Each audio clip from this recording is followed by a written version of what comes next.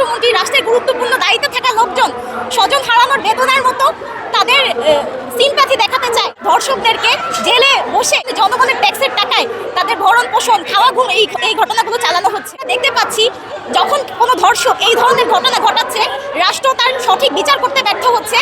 যদি কোনোভাবে তাকে জেলে নেওয়া হয়, আইনের ফাঁকফোকর দিয়ে ক্ষমতার দাপটে বা অর্থের প্রভাবে তাকে সেখান থেকে বের করে দেওয়ার একটা চক্রান্ত চলছে। ধর্ষকদেরকে জেলে বসে তাদের হত্যাকাণ্ড বা মৃত্যুদণ্ড না দিয়ে তাদেরকে সেখানে জনগণের ট্যাক্সের টাকায় তাদের ভরণ পোষণ, খাওয়া, ঘুম এই ঘটনাগুলো চালানো হচ্ছে।